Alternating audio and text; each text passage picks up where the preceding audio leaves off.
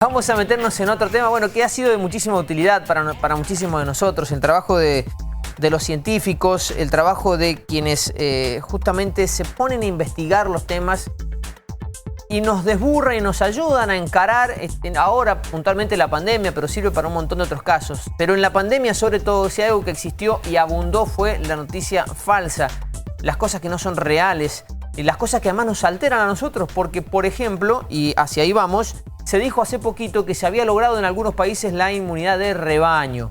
¿Es así? ¿No es así? ¿Está cerca? ¿Está lejos la Argentina de poder conseguirlo? Lo vamos a charlar con la doctora Ayelén Milillo. Es becaria postdoctoral del CONICET, docente de la Universidad Nacional de La Plata. Gracias, Ayelén, por estar con nosotros. Un placer recibirte aquí en Canal 7 de Mendoza. ¿Cómo estás? Hola, buen día, ¿cómo andan? Bien, les ha dado tarea la pandemia, ¿no? De salir a revisar cosas. Totalmente, en realidad nos sigue dando tareas. Sí. Desde marzo del año pasado, sí, ya hemos hecho más de 230 más o menos chequeos. Increíble la cantidad de noticias que circulan, sí, de COVID. Bueno, bienvenida sea la tarea de ustedes. ¿Cómo hacen para elegir los Gracias. temas? ¿Cómo deciden qué tema investigar y qué tema no? En realidad nosotros todos los que son cadenas de WhatsApp, videos de Facebook, de YouTube, es decir, fake news que llegan por redes, Ujú, eso, digamos, nos alcanza a nosotros mismos por nuestras propias redes, claro. o las personas lo mandan a las redes de Ciencia Anti-Fake News. Ujú. Así que bueno, tratamos de evaluar qué es lo que más está circulando y hacia ahí apuntamos ¿no? Los esfuerzos para desmentir Claro. ese tipo de información. Y de hecho tuvieron que salir a aclarar que la inmunidad de rebaño no es tal en algunos lugares como se indicaba en las redes sociales, ¿no? Sí, tal cual. Circuló sobre todo por lo que se había observado en Manaos, que habían evaluado que aproximadamente el 70% de la población tenía anticuerpos, pero alrededor de septiembre, octubre, hubo un nuevo brote. O sea, se especulaba con que quizás se podría haber alcanzado la inmunidad de rebaño en esa ciudad, pero surgió un nuevo brote, o sea que no fue tal caso. En realidad, para aclarar, la inmunidad de rebaño solamente se puede conseguir con una vacunación masiva. Ujú. Porque aparte, digamos, el virus tiene estrategias que se escapa, ¿no? Se puede escapar de nuestra respuesta inmune, cosa que uno evita con la vacunación, y con la vacunación en muchas patologías, la inmunidad otorgada por la vacunación es mucho más fuerte que la inmunidad natural adquirida por este caso COVID o, bueno, por otra enfermedad. Entonces, aparte, más que nada, y lo más importante es que si uno deja correr al virus naturalmente, en este tipo de patologías como COVID, va a acarrear un montón de muertes, Claro. muchas más muertes que si no se hiciera nada. Entonces, la única forma de conseguir inmunidad de rebaño es con la vacunación, y es lo que estamos viendo, por ejemplo, en Israel, que están Ujú. empezando a bajar los casos graves, las internaciones en terapia y las infecciones. Bueno, pero en Israel el número de vacunados es impactante, ¿no? Yo no Obviamente. sé de dónde sacan las vacunas. De paso, si tenés el Ob- dato, decime, porque no puedo creer que hayan vacunado tanta cantidad de personas. sí, están trabajando con la de Pfizer seguro Sí, y sí. que no recuerdo ahora. Ujú. Son aliados, Pero sí. obviamente, en la política internacional, Israel, justamente con quienes producen esta vacuna. Ayelén, ¿y hay algún país que haya conseguido a esta altura la inmunidad de rebaño? No, todavía no, todavía no. Se estima que más o menos tiene que estar vacunado entre el 70 y el 80% de la población total del país. O sea que falta todavía, ¿sí? Ningún país todavía alcanzó ese porcentaje de población vacunada. Ujú. Así que aparte, acuérdense que la mayoría de las vacunas tienen 2 dosis, entonces hay que esperar, digamos, ese tiempo, ese intervalo entre la primera y la segunda, y después de recién de la segunda comenzar a esperar para ver una disminución de la internación y de los casos. Claro. Y a Lo, veces con la primera se puede ver, pero bueno, mejor con la segunda. lo que hay que tener en cuenta, Ayelén, es que es fundamental esto que marcás de la inmunidad producto de la vacuna y no del contagio natural, porque el contagio natural se lleva vidas, ¿no? De hecho, por ejemplo, Exacto, Boris Johnson tuvo que dar marcha atrás en sus primeras impresiones. exacto, exacto. O sea, tenemos que acordarnos que la vacunación nunca nos va a generar la enfermedad, COVID. En cambio, la infección natural, nosotros no sabemos cómo podemos responder a esa enfermedad, ¿sí? No significa que porque sea joven Claro. no me agarre un cuadro grave, ¿sí? Y las personas con algún tipo de comorbilidad o mayores la pueden pasar muy mal e incluso morir, ¿no? Entonces, no es una buena estrategia dejar No, ser, no. porque trae este problema, ¿no? Y aparte dejamos circular mucho el virus y aparecen las nuevas variantes. Si el virus circula y sigue circulando y sigue y sigue y sigue, empieza a mutar, Sí, ¿sí? sí. Porque es algo natural del virus.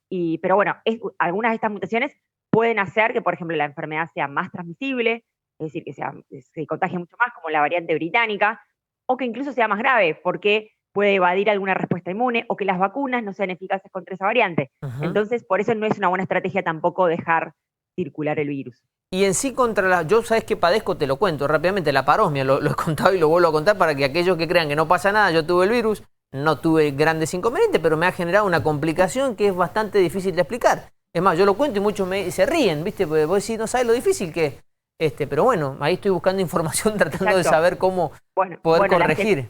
Las secuelas es algo que todavía no se sabe cuáles son, es decir, bueno, hay muchas que más o menos se conocen por algunos meses, ¿no? Que duran, pero otras, digamos, siguen más de 3 meses, ¿no?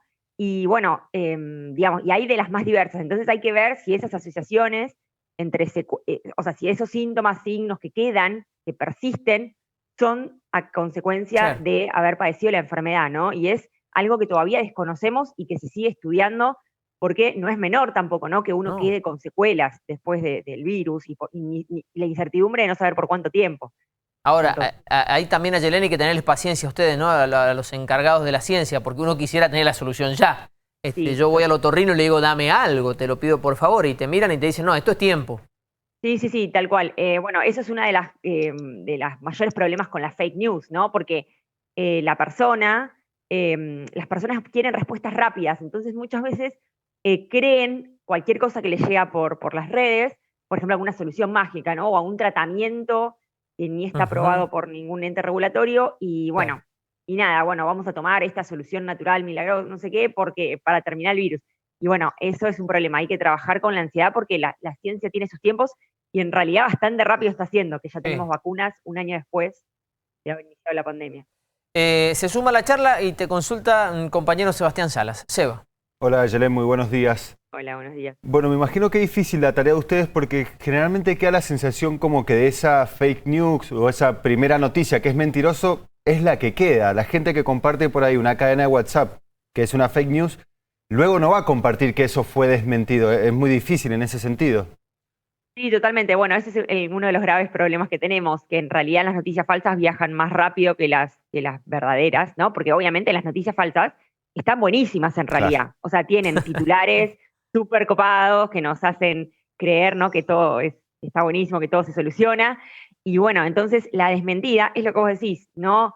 Nunca la gente o comparte o aclara que se equivocó, ¿no? Mirá, te mandé esta noticia falsa y en realidad era mentira, bueno, o esta noticia, perdón, y en realidad era mentira. No existe eso. Entonces nosotros lo que tratamos de hacer es en nuestras redes publicar, ¿no? La portada de la fake o de la cadena que circuló o del titular o de lo que sea, y explicar en el resto de las plaquitas por qué, ¿no? El fundamento de por qué esa noticia no es así, o con fundamentos científicos, ¿no? Que es en realidad lo que nosotros hacemos. Y bueno, y tratamos de que la gente a partir de ahí comparta, aunque sea eso, en sus redes, o bueno, a través de lo que pueda. Ayelén, ¿y cómo hicieron algún estudio sobre cómo los medios trataron, sobre todo el tema de la vacuna Sputnik, que en un momento fue demonizada, más allá de que hay un tironeo político allí atrás, pero hicieron un tratamiento con eso en concreto? Sí. Sí, de hecho, de la vacuna Sputnik tenemos 3 fake. Bueno, algunas de los medios, digamos, como por ejemplo lo que había dicho Bisotti en su momento de que se estaba evaluando de diferir un poco la segunda dosis, que es alguna estrategia que están haciendo en otros países del mundo, no con la Sputnik, con la de Oxford, por ejemplo, en Inglaterra. Pero bueno, se dio a entender y circuló por muchos medios que en realidad no se iba a dar la segunda dosis, es decir, se iba a dar solamente la primera, como si fuera totalmente inútil, y no es así. Digamos, la primera dosis ya se genera una respuesta. Lo que no se conoce es la eficacia de dar una sola dosis. Entonces, por ejemplo, Sputnik ahora está haciendo el ensayo clínico que se llama Sputnik Light, para justamente evaluar la eficacia de una sola dosis, ¿sí? Claro. Pero diferir las dosis, de hecho, uno si ve los lineamientos del Ministerio de Salud, lo que dice es que al menos la segunda dosis tiene que estar al menos 21 días después. Es decir, que uno se puede pasar un poquito, no pasa nada, ¿sí? De hecho, no hay que volver a empezar el plan de vacunación si uno se pasa de los 21 días, pero era importante, ¿no? Esto de no generar una paranoia terrible y una angustia muy grande en las personas que se habían dado ya la primera dosis y entendieron que no se iban a dar la segunda, por una malinterpretación, digamos, de los dichos que eran simplemente evaluar si se podían las dosis. No, y además existe gente que hasta el día de hoy sigue dudando de la vacuna, que no se quiere dar esa vacuna. Sí, lo bueno es que en realidad después de que Sputnik publicó los ensayos de fase 3, es decir, ANMAT acá aprobó la vacuna, pero no es que no contaba con los datos de la fase 3, o sea, Rusia, digamos, Sputnik se los había dado, lo que pasa es que existe un acuerdo de confidencialidad, porque hasta que eso no se republique una revista, Argentina no podía estar mandando para todo el mundo los resultados de la fase 3. Entonces, de hecho, fíjense que la vacuna para mayores de 60 en diciembre no se había aprobado, o sea, se aprobó después, es decir, porque no tenían los datos todavía suficientes para avalar esa vacuna, para la población esa mayor, ¿no?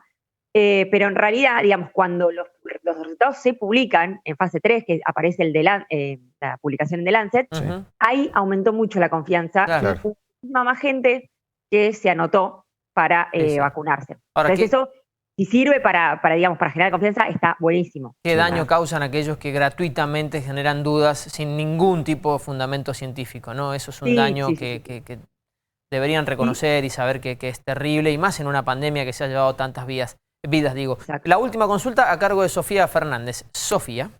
¿Cómo estás? Buen día. Bueno, quería consultarte también en relación a esto que estabas haciendo referencia.